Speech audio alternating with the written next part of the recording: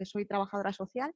Y bueno, me llamo Montanales Arranz y Juan Carlos Rois es abogado, está en su casa, pero está aquí en la pantalla y será quien responda a las preguntas que vayáis haciendo. Bueno, está Yana el sonido, Jaime estará también pendiente del chat por si algo se le pasa a Juan Carlos. Y aquí en la sala pues también tenemos compañeros que han venido y que están por aquí. Somos ya 43, con lo cual yo creo son las 11:07, así que vamos a comenzar si os parece. Pues vamos a ello. Se ha apuntado mucha gente y creemos que es síntoma de que este taller es interesante porque desgraciadamente las cosas están mal. Por lo menos nosotros sí lo hicimos teniendo en cuenta que en diciembre se ha producido un recálculo de la prestación y eso ha puesto a mucha gente en una situación muy complicada porque ha habido errores. Y este fue el motivo por el que hemos hecho el taller a toda prisa, porque va a ser muy importante que las personas sepan si tienen o no que hacer reclamación, si está calculada bien la cuantía o no. Hemos hecho otros 2 talleres anteriores, 3 talleres anteriores que están colgados en la página de Cuarto Mundo, uno sobre reclamaciones, otro sobre el Real Decreto cuando se inició y otro de las novedades que hubo en febrero. La ley no ha cambiado sustancialmente, pero bueno, sí hay algunos cambios que nos parecía importante que conocierais. Así que, bueno, pues empezamos el taller. Aquí en esta presentación que tenemos la vamos a subir también a la web y os mandaremos el PDF a cada uno de los que os habéis inscrito, ¿de acuerdo? Tenéis algunos enlaces, por ejemplo, en esta primera tenéis un enlace que es a la propia ley, ¿vale? Para que cada cual que quiera consultar pueda acceder rápidamente. Simplemente tenéis que pinchar y se abrirá. Nos dice que el primer artículo, que el objeto de la ley es la creación y regulación del ingreso mínimo vital como prestación dirigida a prevenir el riesgo de la pobreza y exclusión social de las personas que vivan solas o integradas en una unidad de convivencia, cuando se encuentren en una situación de vulnerabilidad por carecer de recursos económicos suficientes para la cobertura de sus necesidades básicas.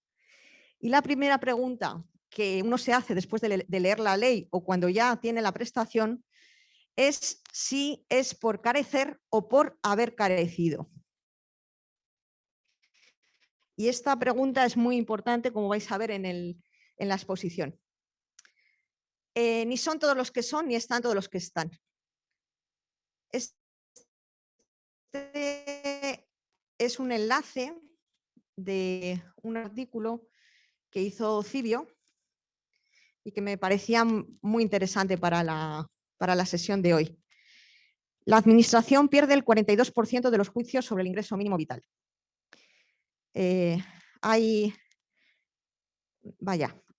A ver si puedo verlo así. Hay 1.486 juicios a fecha de octubre. Han sido favorables a la Administración 152 y a la ciudadanía 111, pero hay pendientes todavía 1.223. Tenemos compañeros que han ido a juicio y que les han señalado vistas para dentro de 2 años.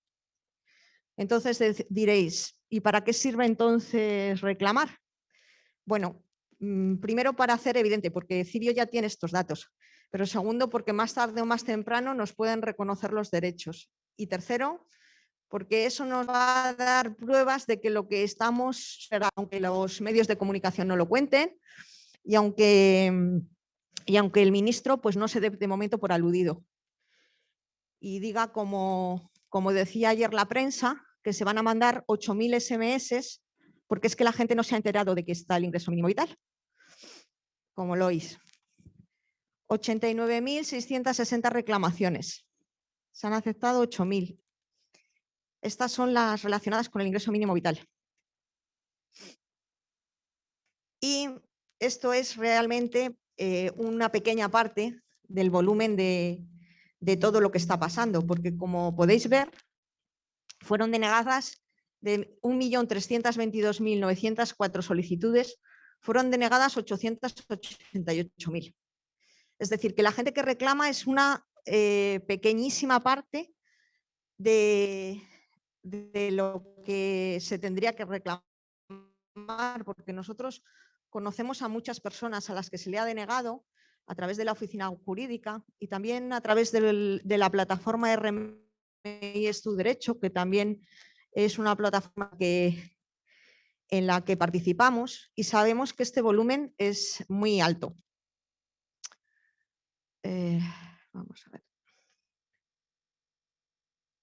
Voy a volver a la presentación. Qué bien, lo he hecho rápido. Bueno, ¿quiénes, a pesar de la ley, no están cubiertos por carecer requisitos? Es decir, hay denegaciones que están hechas de acuerdo a la ley, no están mal denegadas. Es que la ley dice que esas personas no tienen derecho. Y hemos hecho aquí un resumen de los casos más importantes y más frecuentes. Las familias que tienen personas en su unidad que no tienen permiso de residencia. Con que una persona no tenga permiso de residencia, esa familia ya no puede hacer la solicitud. Cuando las personas forman parte de una unidad de convivencia y la misma no está constituida durante al menos 6 meses anteriores a la presentación de la solicitud de forma continuada. Es decir, esa familia tiene que haber estado al menos 6 meses antes de la solicitud compuesta por los mismos miembros. Las personas que viven en residencias que no son temporales. Quienes estando casados y sin régimen de separación o divorcio viven en domicilios distintos. Quienes tienen entre 18 y 23 años y no han residido en los últimos 3 en centros de protección o no son huérfanos. Quienes siendo menores emancipados no tienen menores a su cargo.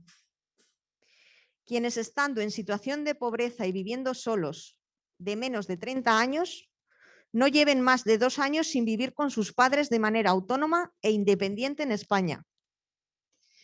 Quienes superan baremo por falta de acreditación de impago de alimentos del padre hacia los hijos o hacia la persona guardadora o la pensión compensatoria. Es decir, que haya falta de resolución de la reclamación judicial.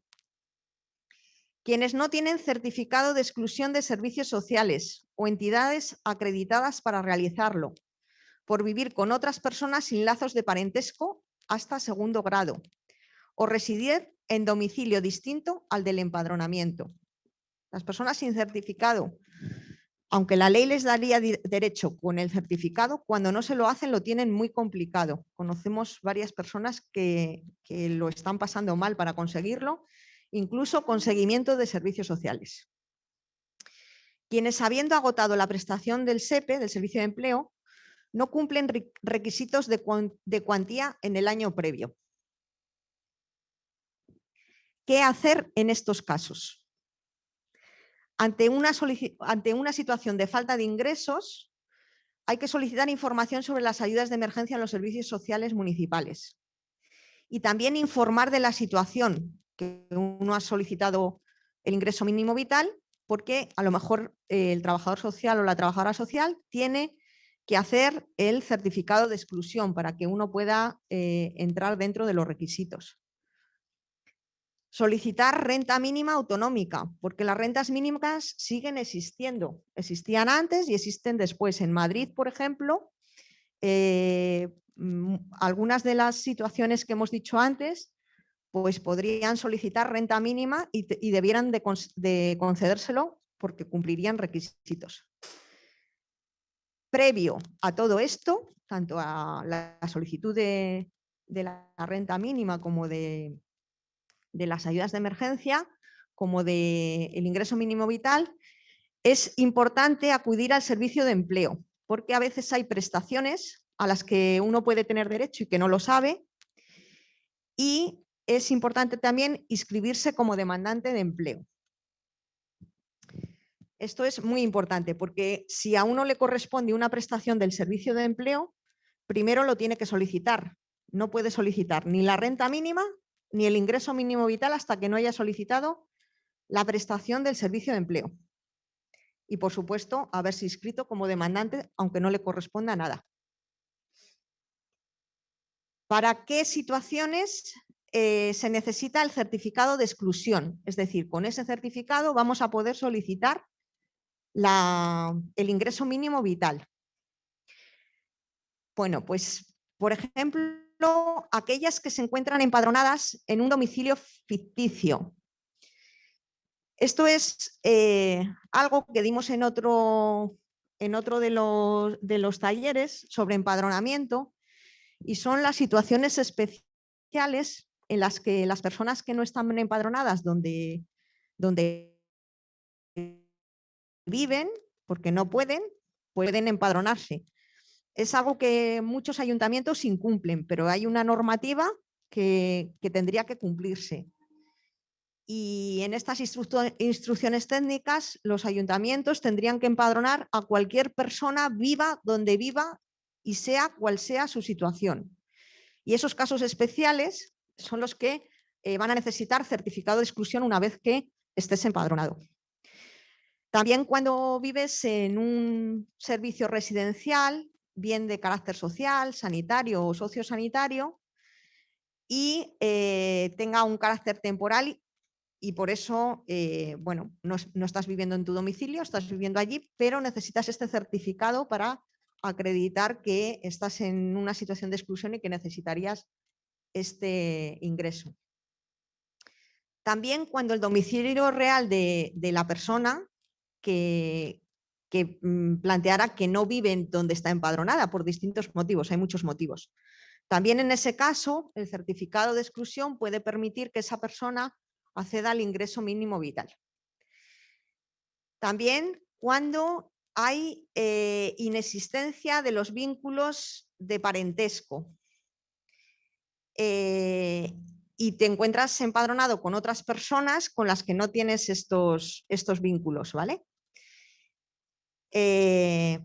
Porque el ingreso mínimo vital solo pueden solicitar o bien las personas solas o bien las personas que son familiares hasta segundo grado. Todas las demás que viven con personas que no son familiares necesitan este certificado para poderlo solicitar.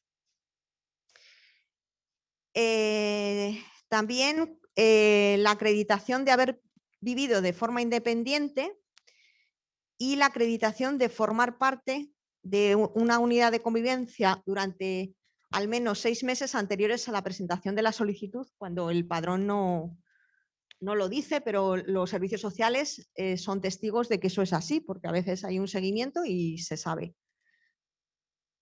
Y en todo caso se requerirá el certificado expedido por los servicios sociales competentes para acreditar el riesgo de exclusión en los supuestos del artículo 9, que es bueno, lo que hemos dicho, cuando no hay relación de parentesco. Además de los servicios sociales, hay una serie de entidades que el Ministerio está dando acreditación para que hagan estos informes también. No tengo la relación, así que esa no os la puedo dar. El artículo 9 es en el que le hemos puesto aparte para dejar bien claro esto, ¿no?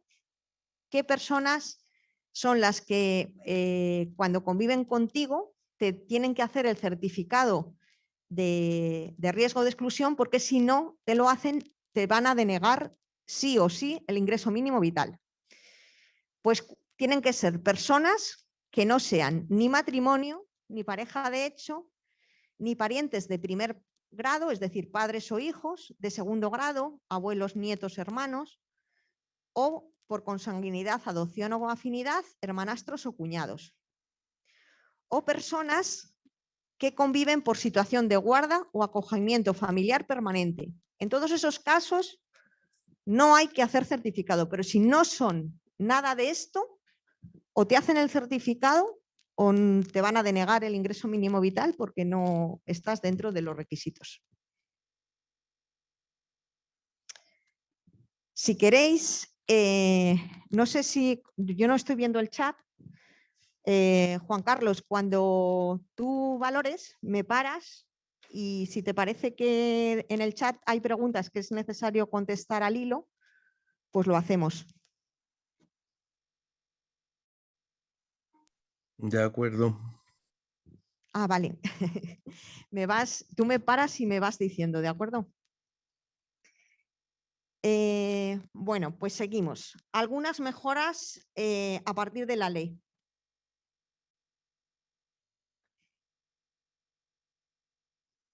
Sí, sí, me decían en la sala que hay una pregunta. Me va a pasar. Hay un compañero que es abogado y que está también en la sesión, él va a ir leyendo. Y si él considera que hay que contestar porque están al hilo de lo que estamos hablando y demás, él me va a parar y lo va a contestar. Gracias. Bueno, algunas mejoras sí que hay a partir de la ley. Antes se pedía que la situación de convivencia estable fuera de 1 año y ahora se va a pedir que sea de 6 meses. La una y la otra siguen en contra de Carta Social Europea, que ya les dijo al gobierno español que las rentas mínimas, que pedían también antigüedad en el padrón, que no estaban conforme a Carta Social Europea por este criterio, justamente. Pero bueno, lo han reducido a la mitad. Las familias con menores a cargo, que tienen el ingreso mínimo vital, van a ver incrementada su prestación por cada hijo menor de 3 años en 100 euros, por cada hijo entre 3 y menor entre 3 y 6, 70 euros, y entre los 6 y 18, 50 euros. Bueno, hijos o personas a su cargo, a veces son nietos o niños acogidos. Esto va a ser de oficio para todo aquel que tiene el ingreso mínimo vital, es decir, no hay que solicitarlo. En los próximos meses incluirán esta cuantía. Pero la ley también habla de una prestación complementaria para personas que no tienen derecho al ingreso mínimo vital porque sus ingresos son superiores al baremo, pero están por debajo del 300% del importe del ingreso mínimo vital. En este caso van a poder solicitarlo, pero tienen que cumplir los mismos requisitos que los perceptores de ingreso mínimo vital.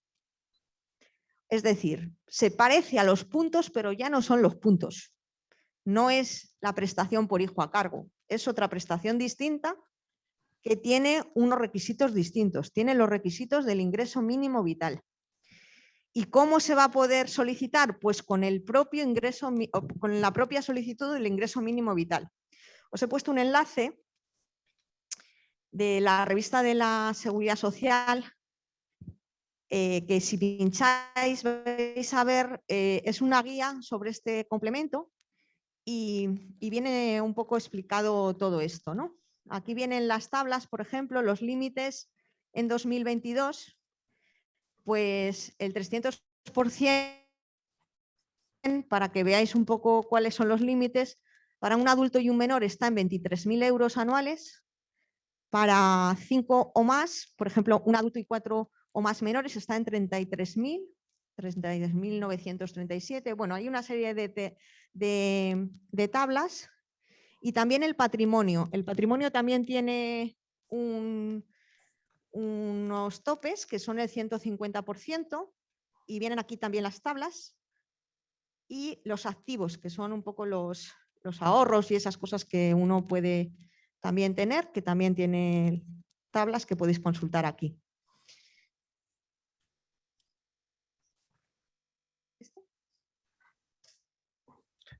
Vale. Perdona un momento, Tanares. Pregunta mucho la gente si tienen obligación de emitir el certificado de vulnerabilidad. Y hay dos tipos de preguntas. La primera que, bueno, es si tienen esta obligación porque ha habido casos en los que se ha denegado. Y la segunda es que preguntan qué pasa cuando el trabajador social no tiene esa constancia, no puede certificar esa constancia. Bueno, dos cosas. Ese es un certificado que se puede exigir.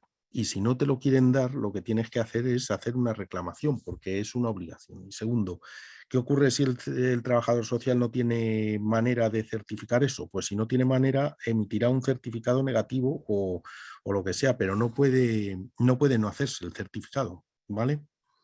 No sé si queda claro.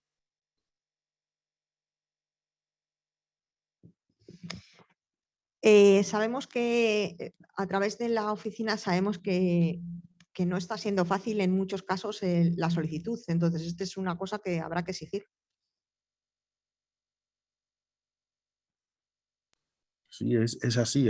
Si no te lo hacen, plantea una reclamación diciendo que es una obligación y que te lo tienen que hacer, ¿eh? Bueno, en el enlace que os he dado a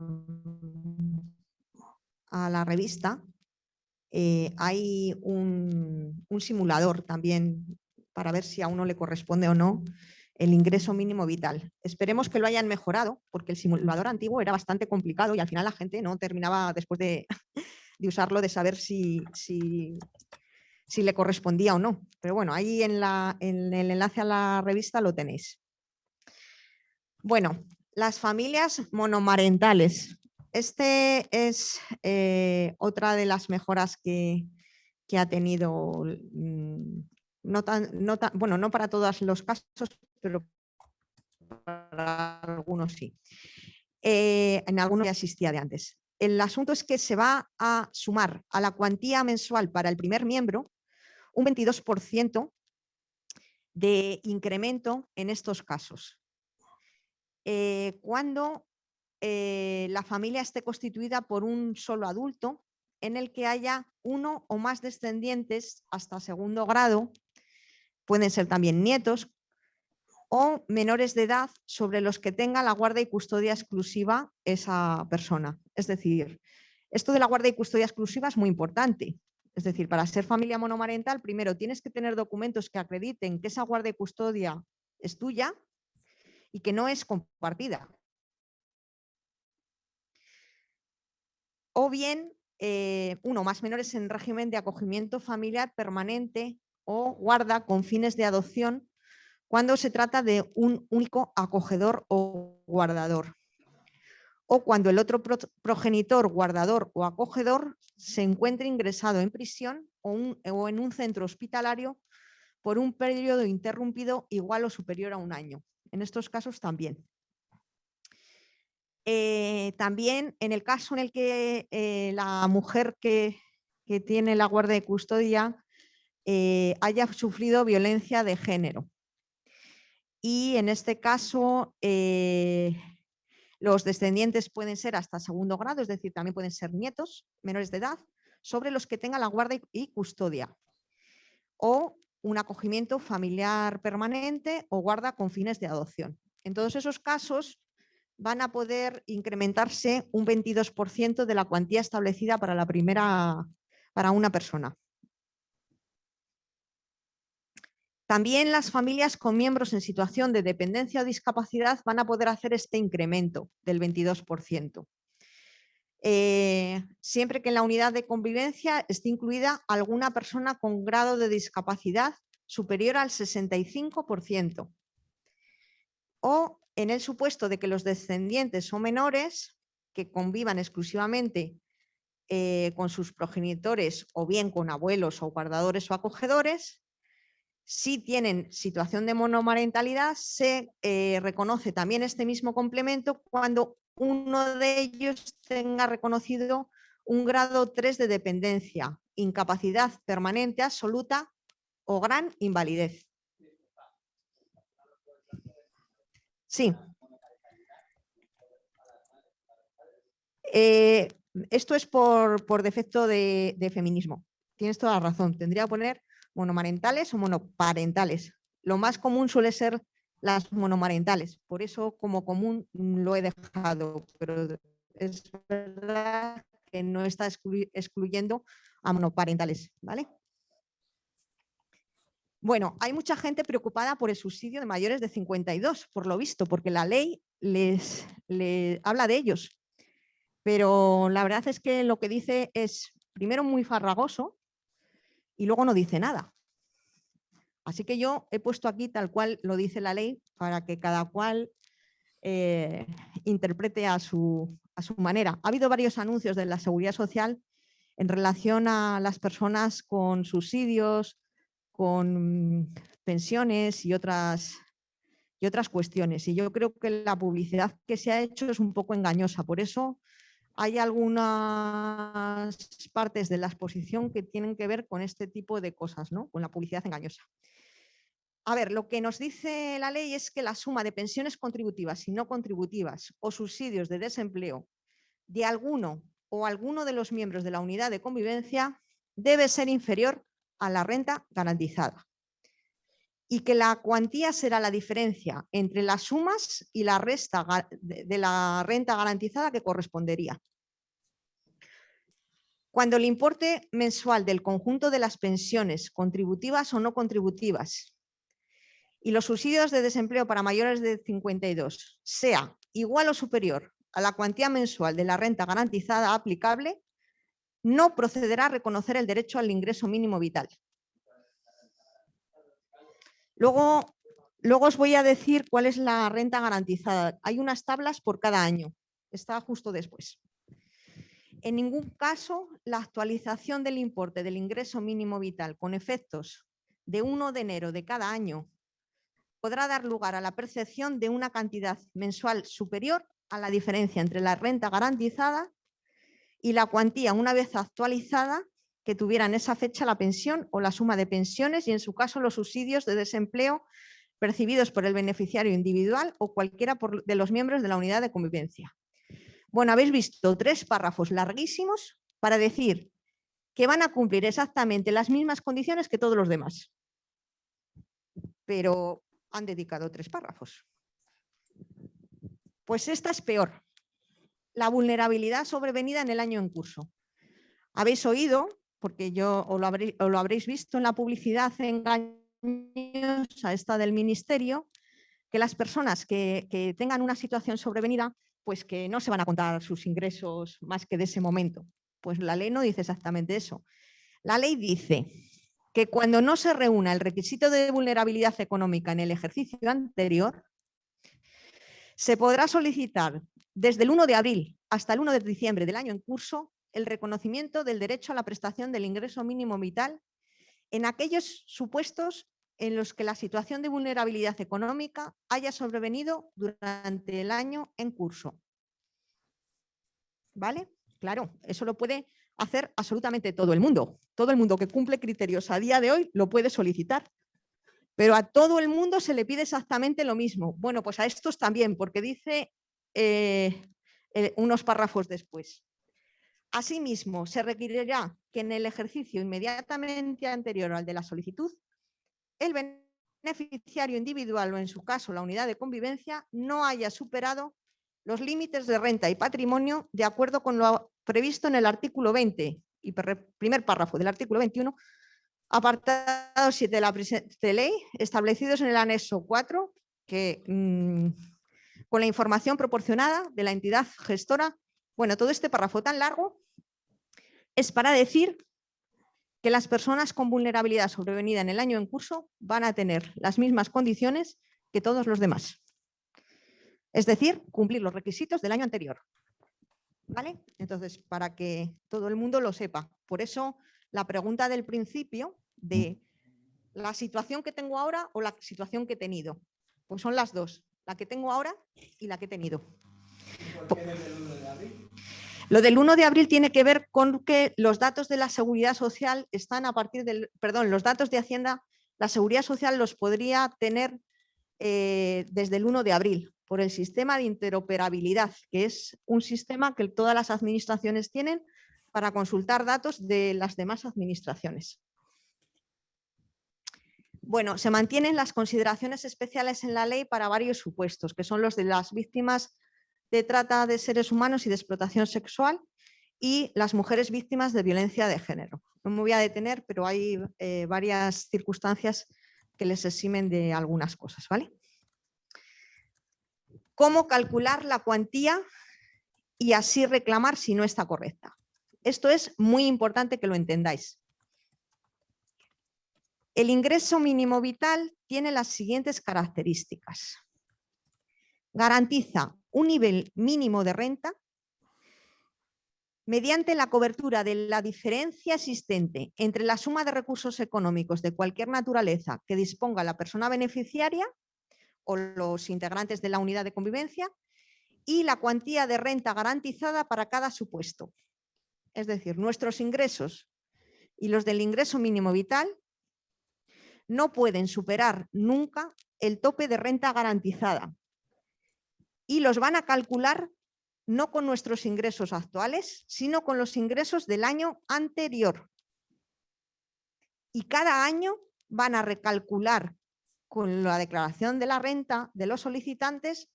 Por eso nos obligan a que si estamos percibiendo el ingreso mínimo vital, tenemos que hacer la declaración de la renta en junio, que no estaríamos obligados de no tener esta prestación, en muchos casos, en algunos sí. Hay ingresos que no computan y otros que sí. Es decir, hay ingresos que aunque les tengamos ingreso mínimo vital no les va a tener en cuenta y hay otros ingresos que sí les va a tener en cuenta y cuando nosotros veamos si nos corresponde o no, los tenemos que restar, porque eso no nos lo van a dar porque ya lo tenemos. ¿De acuerdo? Vamos a pasar a explicar qué ingresos sí computan y qué ingresos no computan, para que podamos hacer cada uno nuestras cuentas. Es muy importante esta advertencia que viene en verde. Voy a contaros lo que ha pasado en diciembre. En diciembre, la Seguridad Social toma los datos de las declaraciones de la renta de Hacienda. Las declaraciones de la renta estaban mal hechas en muchos casos. Algunas las había hecho la propia agencia a través de del servicio telefónico, otras habían sido hechas por personas que ayudaban a otras y demás. Y parte del problema venía porque el programa informático de Hacienda traducía determinados conceptos que son no computables en conceptos que son computables. La ley lo que dice es esto que pone en verde. En ningún caso será exigible al solicitante la acreditación de hechos, datos o circunstancias que la Administración de la Seguridad Social deba conocer por sí misma, tales como la situación del beneficiario en relación con el sistema de la Seguridad Social o la percepción por los miembros de la unidad de convivencia de otra prestación económica que conste en el registro de prestaciones sociales públicas. Tanto las rentas mínimas como el propio ingreso mínimo vital, como los fondos de emergencia, están en el registro de prestaciones sociales públicas. Por tanto, la Seguridad Social sabe que esos conceptos no son computables. Y además, lo que dice la ley realmente es que los requisitos de ingreso y patrimonio se realizarán, el reconocimiento se realizará por la entidad gestora conforme a la información que se recabe por medios telemáticos de la Agencia Estatal de Administración Tributaria y en las haciendas tributarias forales de Navarra y los territorios históricos del País Vasco. Es decir, no dice que sea de la declaración de la renta, sino de los datos que la agencia tributaria tiene. Bueno, el asunto es que ha habido un problema y muchos de estos conceptos que no son computables se han puesto como incrementos de patrimonio, rendimientos de trabajo y otros conceptos que sí que son computables. Por eso es muy importante esta parte para que entendáis qué ingresos no hay que restar y qué ingresos sí hay que restar y desde ahí podáis ver si tenéis que hacer la reclamación o no. La reclamación hay que hacerla en el plazo de un mes desde que se recibe la resolución de la Seguridad Social. Es decir, que la mayoría de las personas están a puntito de acabar el plazo. Y es muy importante presentar esa reclamación antes de que acabe el plazo. ¿Vale? Creo que esto ya lo he contado porque viene mucha letra, pero es lo que os he dicho. Vamos a empezar por los ingresos que no computan. La gente que está en la sala, hay un compañero aquí detrás con un ordenador para que podáis escribir vuestras preguntas, igual que las personas que están en casa, para que sean tenidas en cuenta por Juan Carlos, que las va a contestar. ¿Qué ingresos no computan? Primero, viene un apartado que dice que están exentas las que se refieren a un montón de letritas del artículo 7 de la ley del impuesto de la renta. Esas las hemos sacado después una a una para que sepáis cuáles son, porque si vais a la ley lo que os vais a encontrar es este párrafo tan largo. Ahí viene el boletín para también buscar la ley directamente y que lo podáis ver. ¿Qué ayudas no computan? Las ayudas para el estudio y las ayudas de vivienda, tanto por alquiler como para adquisición. Y aquí viene el cuidado. Esto es lo que hay que tener cuidado. Si uno ve su certificado de datos fiscales, va a poder ver cómo han apuntado la pensión compensatoria y la pensión de alimentos. Habréis oído en la publicidad que no va a ser computable y todos estábamos saltando desde septiembre porque esto no iba a ser computable. Pero tiene trampa. No va a ser computable para el que la tiene que pagar y la paga. Para ese no es computable, claro. Pero no para el que la recibe. Para el que la recibe solo va a estar exenta cuando no se hubiera producido el abono. Y para justificar que no se ha producido el abono, hay que hacer una reclamación de esa pensión por alimentos en un proceso judicial. ¿Vale? Entonces está la cosa para quien no se ha producido el abono, pues igual que estaba. Que teníamos grandes esperanzas de que eso se hubiera cambiado para que la gente no tuviera que pasar por todo el proceso que puede suponer pues 2 años de penurias para empezar. Bueno, ahora vamos a desarrollar todas las rentas exentas que venían en el parrafito pequeño, ¿vale? Las hemos sacado aquí todas para que podáis tenerlas en cuenta. Una, las ayudas percibidas por afectados de VIH. Las pensiones como consecuencia de la guerra civil. Las indemnizaciones como consecuencia de responsabilidad civil. Las prestaciones económicas para el acogimiento de personas con discapacidad mayores de 65 años o menores, ya sea en la modalidad simple, permanente, preadoptivo o cualquiera de las equivalentes de las comunidades autónomas. Y también están incluidos el acogimiento en ejecución de medida judicial de convivencia de menor con una persona o con una familia.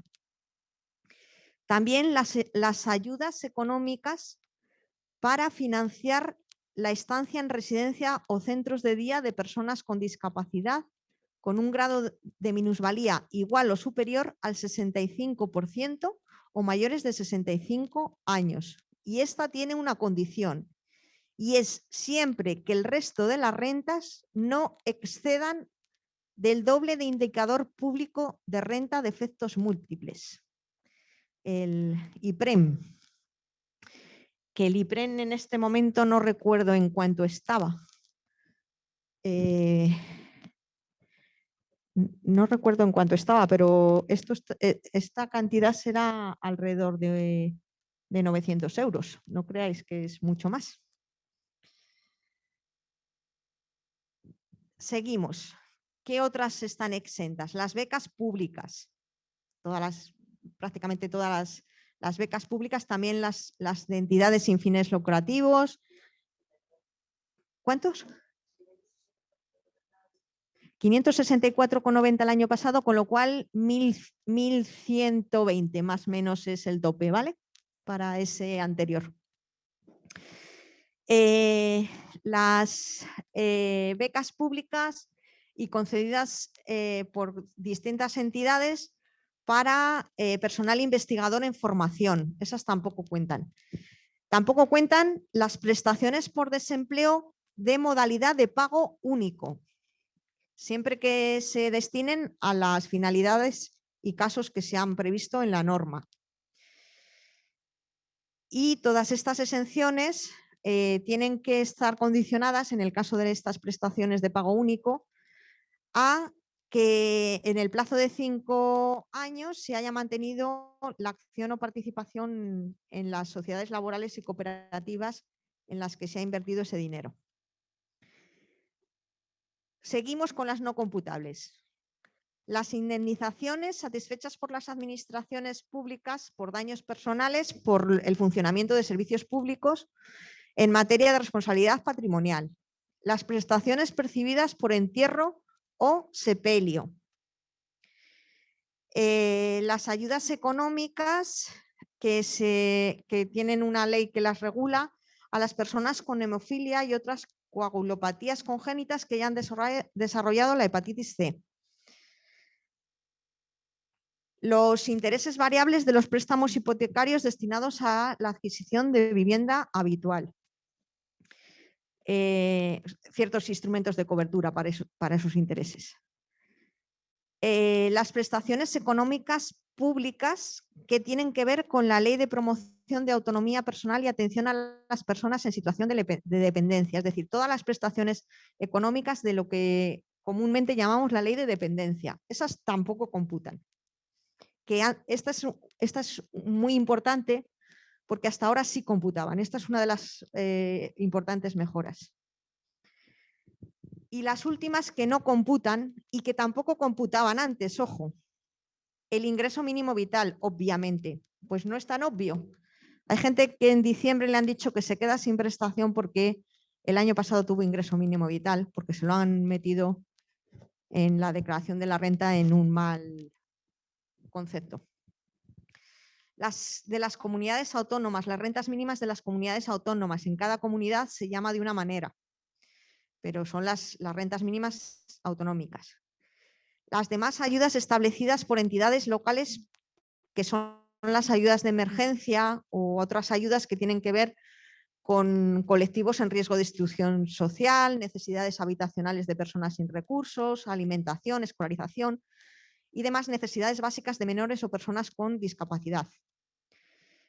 Todas aquellas concedidas a víctimas por delitos violentos o también las satisfechas a víctimas de violencia de género por tener tal condición. Todas esas tampoco. Hasta aquí hemos llegado con todas las que no computan. Es decir, cuando nosotros queramos hacer la cuenta, todas esas pueden sumar con toda la cuantía del ingreso mínimo vital, porque son compatibles, no computan. ¿De acuerdo? Otra cosa, nos den los retroactivos, como pasó al principio y como pasa también ahora, porque desde que lo solicitas hasta que te lo conceden pasa un tiempo, y el ingreso mínimo vital te lo van a conceder un mes después de la solicitud. Aunque hayan pasado 6 meses, nada 5 de golpe. Y al menos en la Comunidad de Madrid, supongo que en otras comunidades, va a requerirte que devuelvas esos 5 meses de renta mínima. Y tienen 4 años para poderlo hacer. Es decir, que durante 4 años tienes que tener ese dinero reservado para cuando te lo pidan devolver. Bueno, ingresos que sí computan. Estos ingresos tenemos que hacer el cálculo para hacer la resta de la renta garantizada. Bueno, las actividades económicas, las ganancias patrimoniales, las pensiones y prestaciones contributivas y no contributivas, públicas y privadas. Esas a excepción de las que hemos dicho antes. Vamos a poner un ejemplo práctico. La familia de fulanita y zutanito han recibido una carta de la Seguridad Social en la que les dicen que, bueno, todavía no les han dicho que deben devolver dinero, pero se lo van a decir. En este momento lo que les dicen es que su cuantía es de X, ¿vale? en ese momento están desempleados y no tienen ingresos. ¿Qué tienen que hacer? Pues primero ver si lo que les dicen está bien o no. Y después, pues todo lo que hemos dicho antes. ¿Qué tienen que hacer? Anotar anualmente todas las cuantías que en el año anterior han recibido de ingreso mínimo vital y otras. ¿Cuál es el problema de esto que os estoy contando? Que la revisión de diciembre fue con fecha de 1 de enero de 2021. A 1 de enero de 2021, los ingresos que nosotros tenemos que contar son los de 2020. ¿Me habéis entendido? Siempre del año previo. Porque como estamos en el 22, nos podemos hacer un lío y pensar que son los del 21. No. La revisión de 1 de enero de 2022 está pendiente todavía de hacerse. La que acaban de hacer es la de 1 de enero de 2021.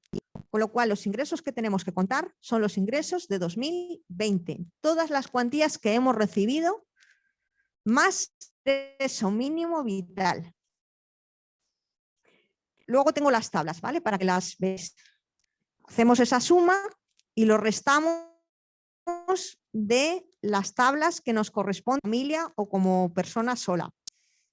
Si ha habido una diferencia por encima, eso es lo que nos van a pedir que devolvamos. Y si ha habido una diferencia por debajo, eso es lo que nos corresponde al año siguiente, que nos devuelvan. ¿Se ha comprendido? Es un poco complicado, pero es muy importante que lo comprendáis. Si la diferencia ha sido, teniendo en cuenta algún ingreso no computable, ya habéis oído todos los que son no computables, pero muy importante la renta mínima, muy importante el ingreso mínimo vital. Si han computado esos, y todos los demás también, pero estos son muy importantes, hay que hacer reclamación. Y esta reclamación hay que hacerla ya. En cuanto nos ha llegado la carta, tenemos 30 días para hacerla. Si no nos llega la carta, la haríamos también, porque es muy importante que lo revisen y nos reintegren lo que nos corresponde. En algunos casos es que es toda la prestación. Tenemos un enlace aquí. No le voy a pinchar porque si no se nos va otra vez la cobertura. Es un enlace en el que hemos ido haciendo durante todo este tiempo algunos modelos para que sirvan a las personas para reclamar.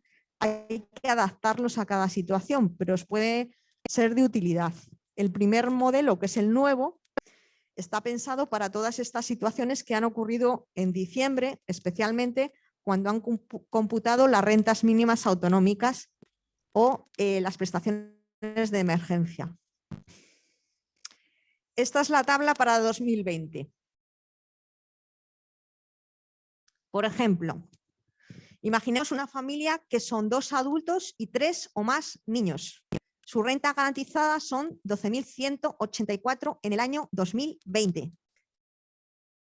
Entonces, en 2020 les calcularon, que fue cuando empezó el ingreso mínimo vital, les calcularon con esa renta garantizada con los ingresos de 2019.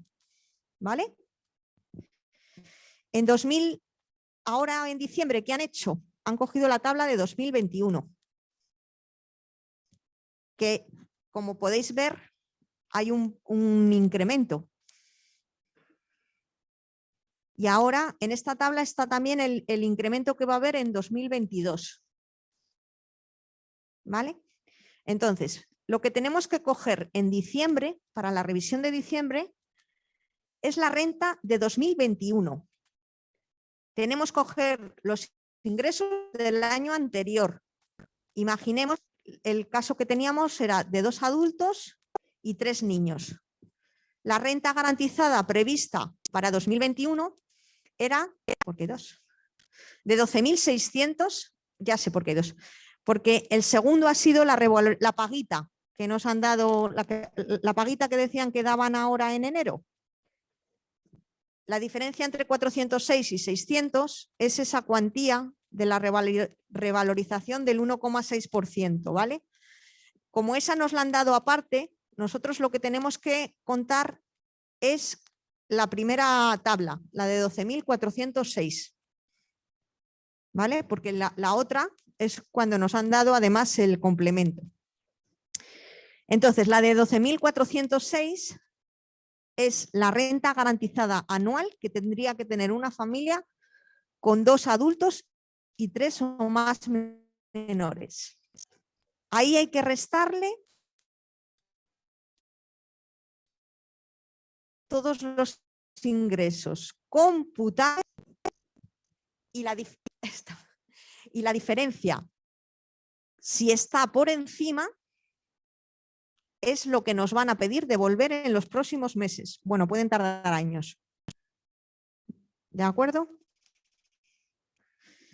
O pueden, no sabemos cómo lo van a hacer.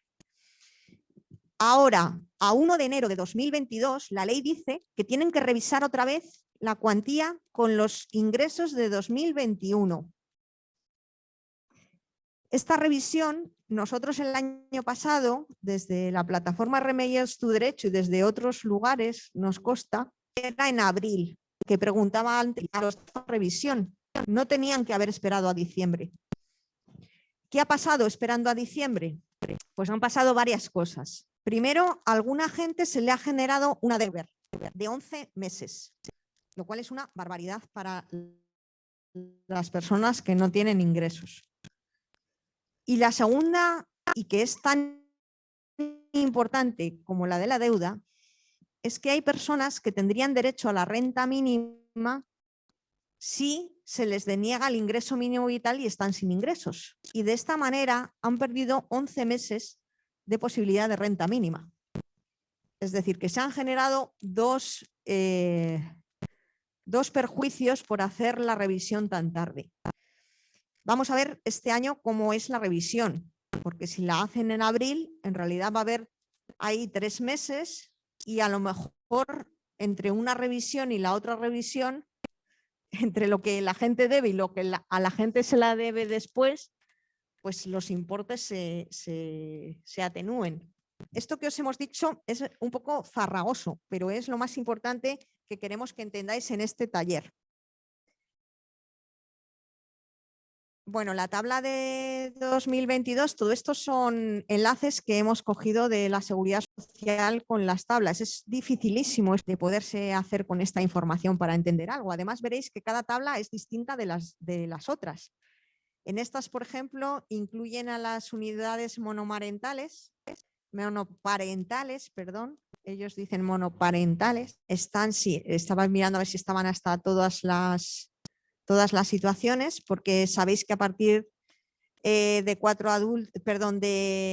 3 o más menores, en el caso de las familias normales y en el caso de las familias monoparentales, a partir de 4, los niños son ángeles, consumen lo mismo, no hay incrementos.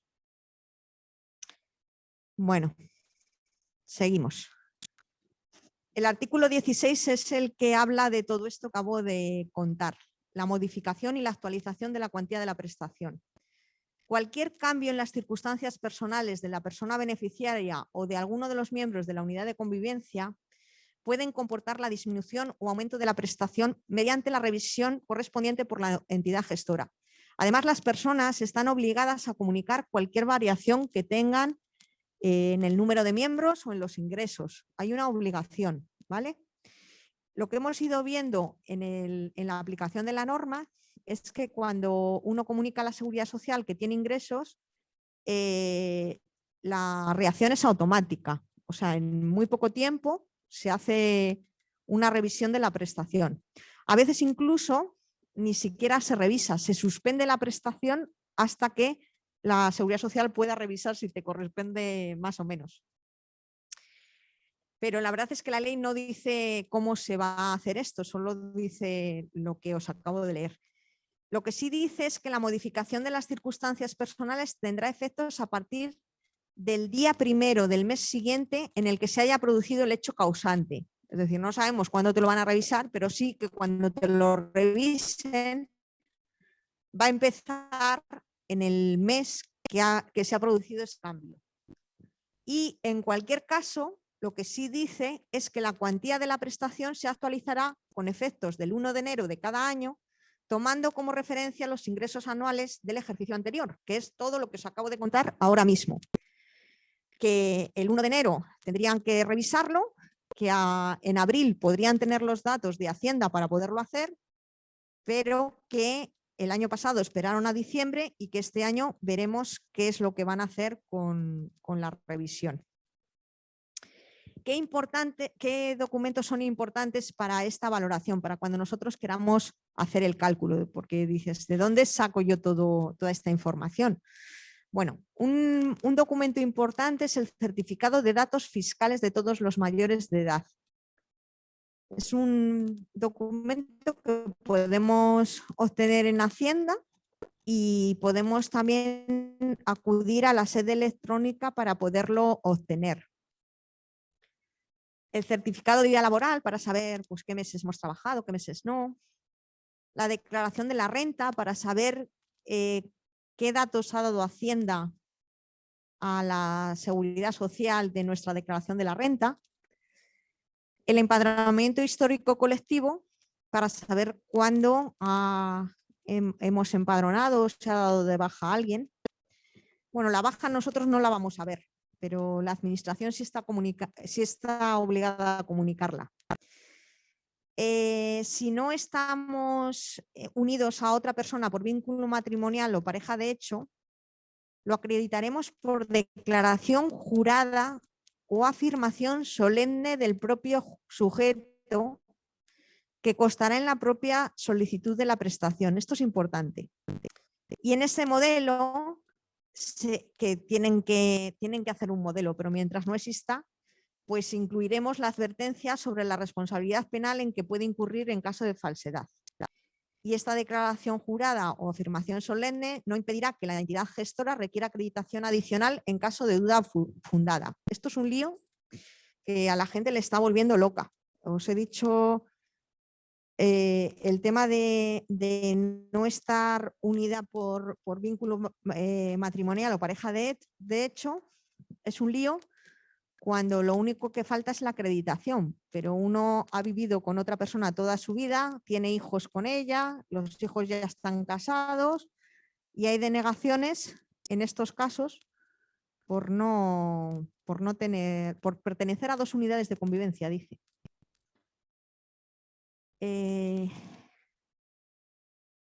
Bueno, vamos a seguir. ¿No hay, Juan Carlos, preguntas que responder? Las voy respondiendo por el chat. Si veo alguna que se generalice y que crea más dudas, pues ya pasamos a decirlas por aquí. Vale, bien. O bueno, al final nos haces un resumen para que todos los que no hayan podido leer el chat o no hayan estado pendientes, pues puedan a lo mejor tener también esas respuestas. Otras acreditaciones que son interesantes. Nos ha parecido importante ponerlas aquí porque nos parecían interesantes, que a veces traen muchas dudas. La condición de víctima de violencia de género se acredita por los medios que la ley específica de medidas de protección integral contra la violencia de género establece, que son la sentencia, la orden de protección, la medida cautelar, el certificado de fiscalía que acredite indicios o el certificado emitido por servicios sociales especializados o de acogida de las víctimas. Para acreditar la vulnerabilidad se pide a servicios sociales o a las entidades mediadoras, que imagino que el Ministerio en algún momento habrá algún enlace en el que nos diga cuáles son. Os hemos puesto 3 enlaces que suelen ser muy prácticos para entrar en la Seguridad Social, en Hacienda y en el certificado digital. Esto da para otros 3 talleres, así que de momento solo os ponemos el enlace para que podáis entrar y ver. El enlace para trámites con la Seguridad Social requiere caja de aspirinas, dicen por aquí. Sobre todo para imagino que para las citas y para algunas cosas más. Pero bueno, el Ministerio ha establecido algunos trámites que se pueden hacer sin certificado digital. Cuando entras a la página te va a aparecer esta pantalla que pone aquí y si seguís bajando para abajo, pues viene cómo hacerlo sin certificado digital. Y viene una serie de trámites con un buscador para poderlo hacer. Es importante para los trámites con la Seguridad Social, por ejemplo, la vida laboral, el certificado integral de prestaciones, donde podemos ver todo esto, y también la tarjeta social de la que habla la ley y que ayer mismo me dijeron que ya está habilitada. Lo que no sé si se entra desde aquí, desde el trámite de Seguridad Social, o desde algún otro lugar, pero habrá que investigar porque ahí es donde va a aparecer todas nuestras prestaciones. El enlace con Hacienda, importante tanto para ver nuestra declaración de la renta como nuestro certificado de no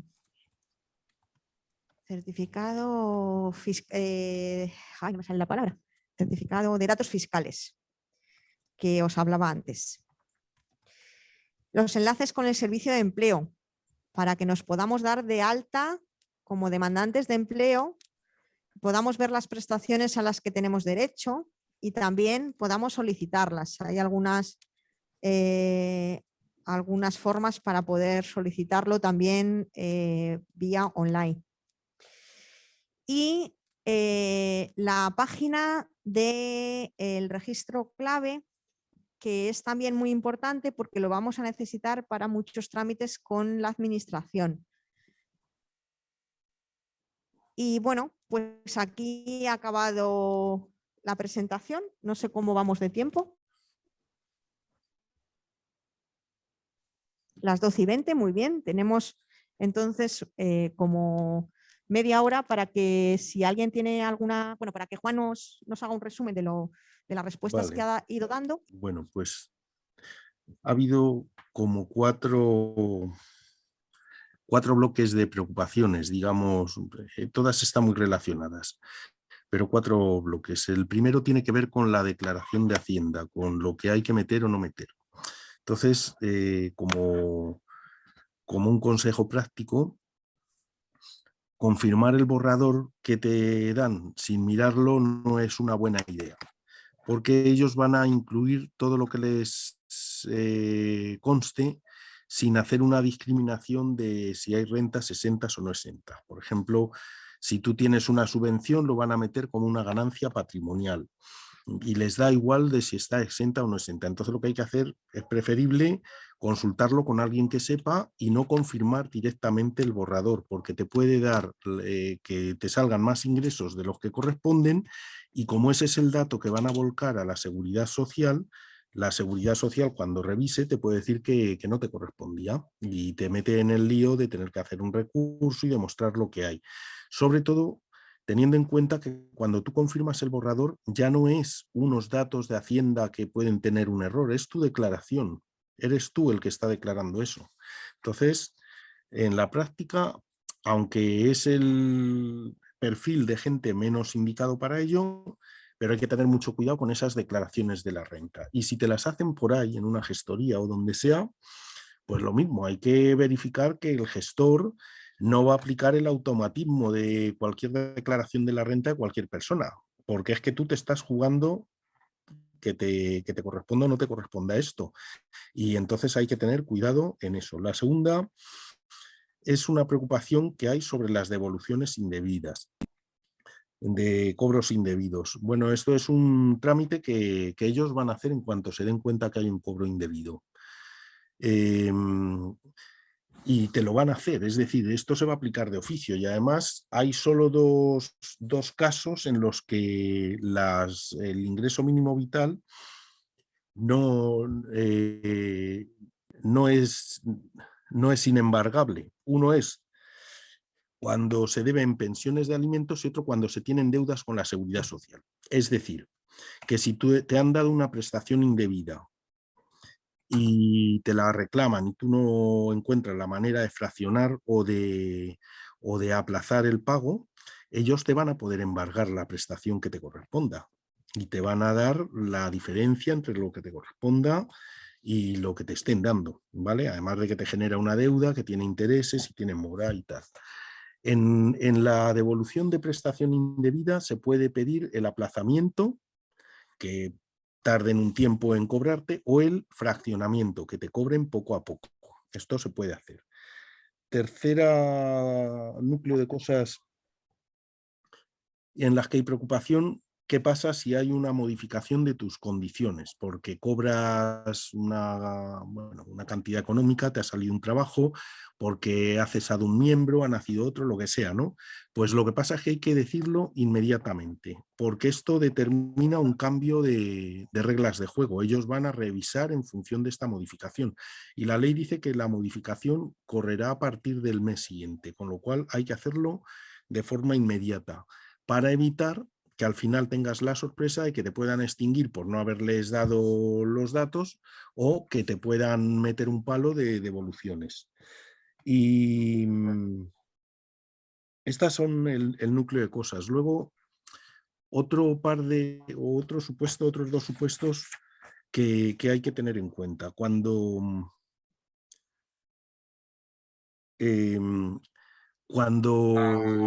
Porque esto le va a pasar a alguna gente, no sé si a toda, pero sí a alguna. La gente que tiene una hipoteca no ha podido pagar y entonces ha llegado a un acuerdo con el banco para vender la casa y condonarle la deuda, ¿vale? Esto le puede pasar a gente, se ha quedado sin casa, se ha quedado sin deuda, pero ¿qué ocurre? Que la diferencia entre el precio en que haya vendido y el valor de mercado de la casa lo van a considerar una ganancia patrimonial.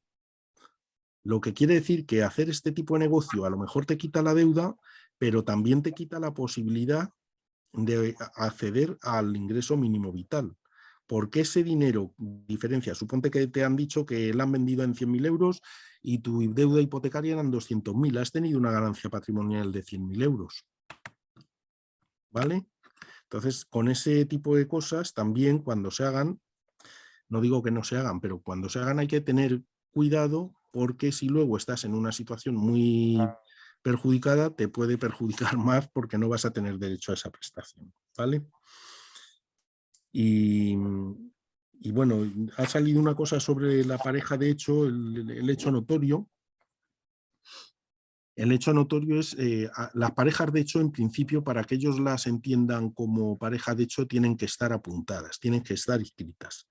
Pero la ley dice que hay una manera de acreditar que es pareja de hecho por lo que llaman hecho notorio, es decir, que haga 5 años al menos que de forma notoria se tenga constancia que son pareja de hecho, aunque no estén apuntados. Esto no está claro que lo vayan a admitir, pero en principio la jurisprudencia va por ahí, ¿vale? Entonces se podría intentar acreditar el hecho notorio y la pareja de hecho por esta constancia de 5 años notoria de que son pareja, aunque no estén apuntados en ninguno. Y esto es lo que ha salido un poco. Muchas gracias, Juan. Bueno, para terminar, agradeceros a todos que estéis aquí, porque el que mucha gente esté preocupada por esto también garantiza que nos vayamos a ocupar de que esto no pase. Desde la plataforma RMI es tu derecho vamos a tener una asamblea en breve, probablemente en 2 jueves, en la que nos vamos a plantear qué acciones seguir tomando, ¿no? ¿Qué otras acciones de presión para que esta situación se enmiende? Porque de momento la seguridad social no está admitiendo que haya tenido ningún error.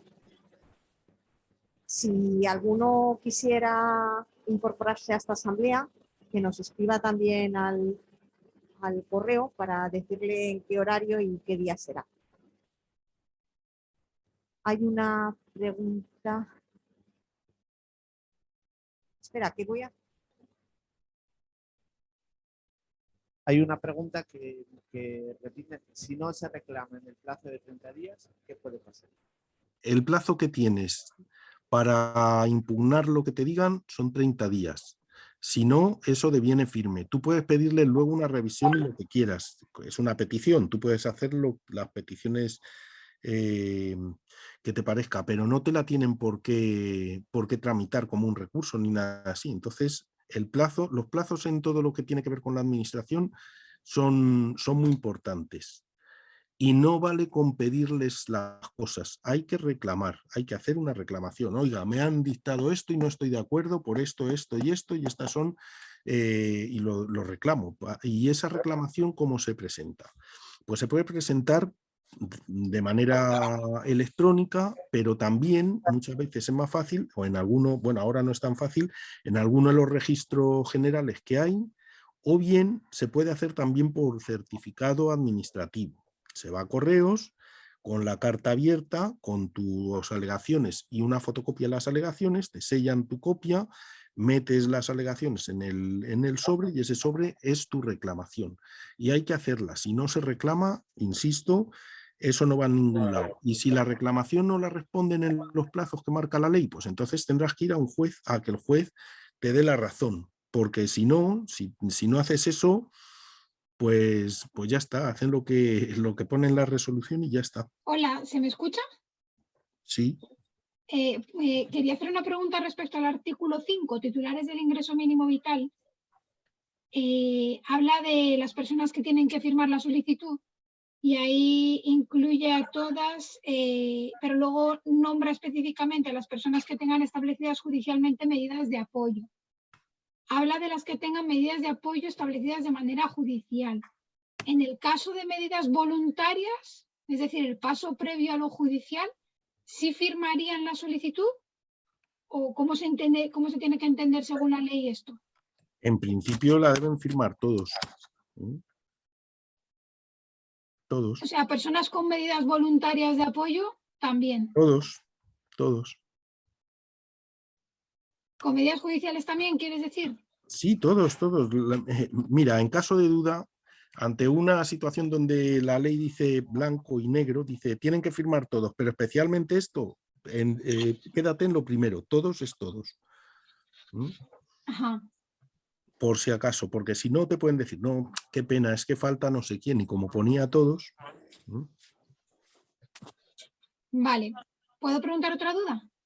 Bueno, a ver si la sabemos. Respecto al artículo 10, los requisitos de acceso en cuanto a las personas solas que tienen entre 23 y 30 años, que no forman parte de una unidad de convivencia, quiero confirmar que he entendido bien lo que dice aquí la ley.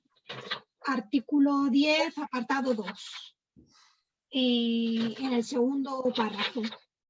Dice que tienen que haber tenido al menos 12 meses de esos 2 años que piden de unidad como unidad de convivencia independiente, como que han vivido solos, de esos 2 años que exigen, al menos 1 año, al menos 12 meses, tienen que haber cotizado a la Seguridad Social. ¿Es así?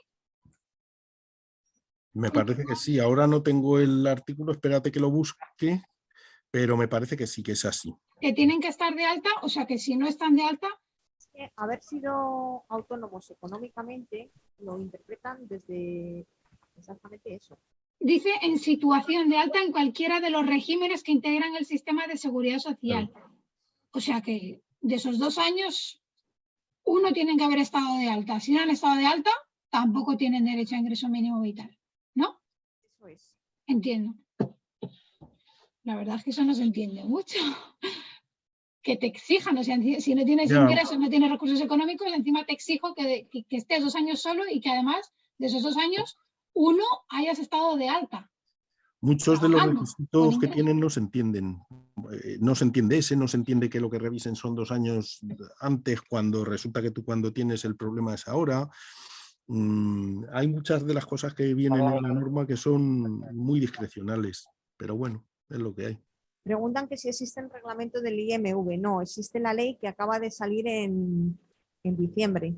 La ley habla de algunas cosas que se van a reglamentar, como es el tema del trabajo, de la compatibilidad del trabajo con el ingreso mínimo vital para no desincentivarlo, pero no pone ni siquiera fechas de cuándo va a ser el reglamento. No sé, Juan, por dónde te has quedado en la lectura del chat. Ahora preguntan, una persona que tiene trabajo ahora, luego lo pierde, luego lo tiene otro, bueno, y que si tiene que ir comunicando las variaciones cada vez que se produzcan. Pues el problema es que sí, que hay que comunicarlas, y si te descuentan, pues es que lo van a tener en cuenta para la modificación del ingreso, sí. Eso ya lo contestamos antes. Lo que acaban de preguntar sobre si la madre recibe pensión alimenticia, si es considerada monoparental. Es que justo cuando estaban contestando eso, no sé lo que han contestado porque estaba contestando yo otra pregunta. A ver, lo de la familia monoparental es una familia monoparental en todo caso. En cuanto a la otra de una persona que tiene una participación en una asociación, pues sí, tendrían que rectificar la declaración que han hecho del ingreso mínimo vital. Vamos a ver, vuelven a preguntar qué pasa si en el plazo de un mes no se reclama. En el plazo de un mes, desde que te hacen la modificación no se reclama, ¿qué pasa? Pues lo que pasa es que si en el plazo de un mes no se reclama, eso se queda así. No tienen más, o sea, tienen todo el tiempo el mundo para poder arreglarlo. El problema es que de oficio no van a arreglar nada. Y si tú se lo pides y no es en un recurso, tampoco. Entonces, el plazo que hay es 30 días hábiles desde la notificación para reclamar. Y si no reclamas, olvídate. Si no reclamas, a lo mejor la Seguridad Social lo revisa o no, pero tú pierdes el derecho a pedir la revisión. Y sobre todo pierdes el derecho a que si la Seguridad Social no te contesta, poder ir a un juzgado y que sea el juez el que le diga a la Seguridad Social lo que tiene que hacer. Si a mí me dictan una resolución, la que sea, diciendo que me revisan, que no te cumplo los requisitos, lo que quieran, y yo no hago nada, esa resolución se vuelve firme, ¿vale? Entonces, el derecho que tú tienes de pataleo consiste en que en esos 30 días hagas la reclamación, y si no la haces, ¿qué pasa? Pues en principio lo que pasa es que te quedas con la revisión que haya hecho el ingreso mínimo vital. Pueden revisar de oficio, lo pueden hacer, lo puede revisar Hacienda, puede hacer una rectificación y entonces la pueden tener en cuenta. Pero eso lo pueden hacer, no quiere decir que lo vayan a hacer. Es decir, que lo que no hagas por ti, olvídate, porque lo normal es que se quede como está. Ya les puedes decir lo que quieras. Tus plazos son desde que te notifican 30 días para reclamar. Después hay 45 para que te contesten. Si no te contestan, puedes pedir 30. y solicitar que sea el tribunal el que lo resuelva. Sí, eso funciona de la siguiente manera. Los plazos son esos, 30 días hábiles para reclamar ante las resoluciones que haga la dirección del INS. Transcurridos esos 30 días, ellos te pueden contestar o no contestar. Si no te contestan y transcurren 45 días hábiles, tú tienes otro plazo de 30 días desde que transcurren los 45 para ir a un juez a pedirle, oiga, no estoy de acuerdo con la resolución y revíselo usted. Y pasa lo mismo, si se te pasa el plazo de 30 días hábiles desde que te contestan sin que vayas al juez, pues ya esa resolución es firme y ya no la vas a mover, ¿vale? Entonces, con los plazos hay que tener el cuidado de contestar en plazo y contestar a todo lo que no estés de acuerdo, aportando la prueba que tengas. Sobre los certificados de vulnerabilidad, es que, le repito, Juan, porque aquí en la sala no están viendo el chat. Entonces, hay preguntas de las que se están haciendo que no pueden verlas aquí, ¿no? Y había alguna en relación a si había que hacer cuando vivías con otras personas sin afinidad, si había que incluir también la declaración jurada además del certificado. Bueno, pues en principio hay que, vamos a ver, en todo lo que te beneficia a ti, tienes que aportar toda la prueba que puedas. Entonces, declaración jurada más certificado de vulnerabilidad, las dos cosas. De hecho, la solicitud del ingreso mínimo vital es una declaración jurada. Te hacen firmar en todo caso que los datos que das son ciertos y patatín patatán.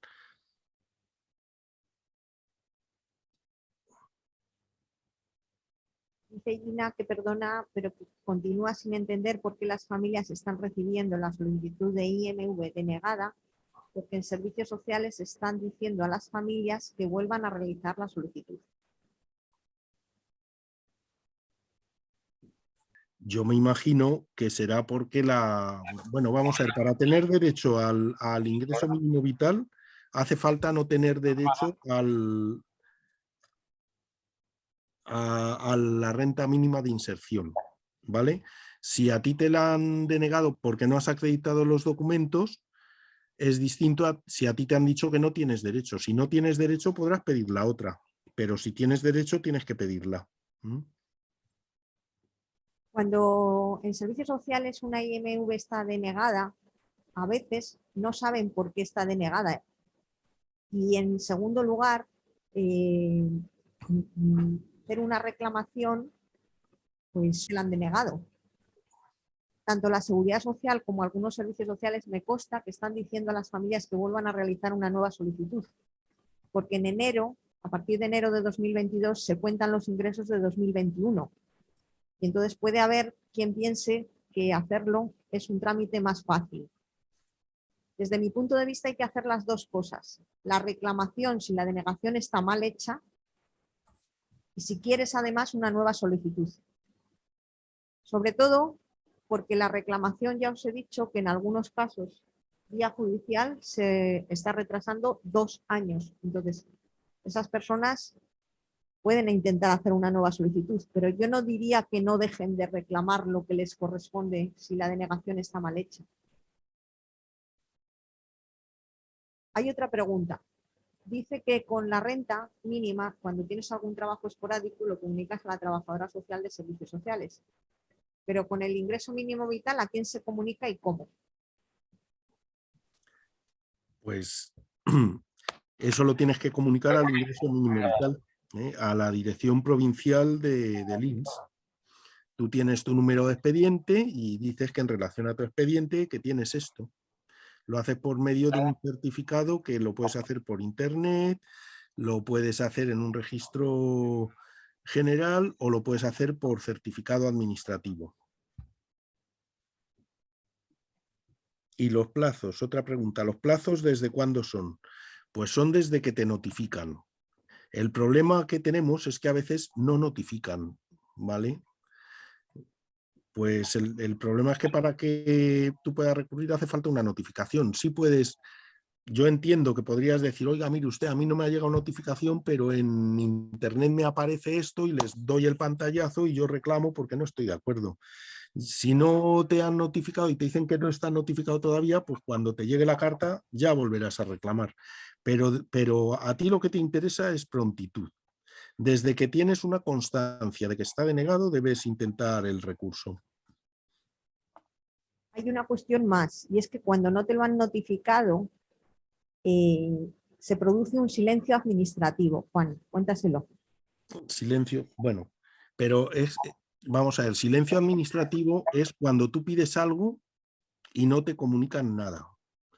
Pero yo creo que en este caso lo que estaban hablando es que te hacen la revisión, pero a ti no te comunican nada, sino que sencillamente te encuentras un día con que te han hecho la revisión. En todo caso, desde que tú presentas una reclamación al ingreso mínimo vital, el plazo de silencio que tienen, ellos tienen un plazo en el que te tienen que contestar. Ese plazo se llama silencio. Si en ese plazo de silencio no contestan, tú tienes la potestad de reclamar, ¿vale? Entonces ellos tienen un plazo de silencio de 30 días, si no contestan, tú tienes que reclamar y ellos tendrán ante la reclamación un plazo de silencio de 45 días, ¿vale? Y en esos, si transcurren 45 días hábiles, es decir, no cuentan domingos ni festivos. Y si transcurren esos 45 días sin contestación, vuelves a abrir otro plazo tuyo para ir al juez de 30 días hábiles, ¿vale?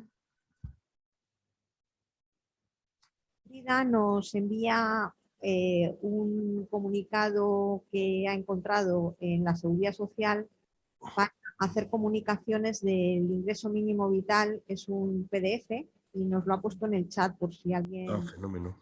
lo quiere tener.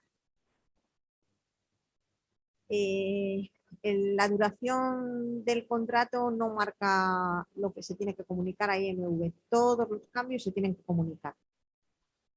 Y dice Carol que cuánto tardan en activar de nuevo el ingreso mínimo vital si has encontrado trabajo y se acaba el contrato. Que si pagan con carácter retroactivo. No tenemos todavía estas informaciones porque muchas de estas informaciones nos las da la misma gente a la que les va pasando este tipo de cosas. Entonces, cuando os vaya pasando nos lo vais contando y así lo sabemos. Porque no hay ninguna reglamentación y por tanto es la propia experiencia la que nos va diciendo este tipo de cosas. Sí sabemos que en algunos casos la suspensión ha sido inmediata, y tenemos alguna resolución extraña en la que se dice que suspenden la prestación mientras la revisan. La diferencia con Comunidad de Madrid es que la revisión sí va a tener carácter retroactivo. En Comunidad de Madrid no. Vamos a ir acabando, son -10. Bueno, únicamente daros las gracias por estar aquí y el certificado de vulnerabilidad, por último, lo hemos dicho varias veces, pero lo vuelvo a repetir, les pide servicios sociales y no es el mismo que el de riesgo de exclusión para búsqueda de empleo. Es uno distinto, es un formulario distinto, son dos certificados de exclusión distintos. Uno es para ingreso mínimo vital y otro es por la ley no recuerdo, de empresas de inserción laboral, que es otro tema muy distinto. Bueno, a partir de ahora, la Oficina Jurídica de Derechos Sociales sigue en activo. Nos vamos a ir viendo los primeros lunes de cada mes. En el correo electrónico que aparecía en la invitación, podéis mandar consultas que os sobrepasen o que os sean muy complejas. Si son fáciles de contestar por correo, las contestaremos en la medida que podamos. Y si no podemos en ese momento porque sean muy difíciles, pues os emplazaremos a la reunión del primer lunes de mes, que de momento seguimos haciendo la mixta, como hoy, gente que viene aquí y gente que se conecta online. Insisto que si alguien quiere participar de las movilizaciones que Remedies tu Derecho va a irse planteando y quiere estar informado o quiere asistir a la asamblea, pues que también escriba al correo para que os podamos decir cuándo será la próxima convocatoria y de qué manera.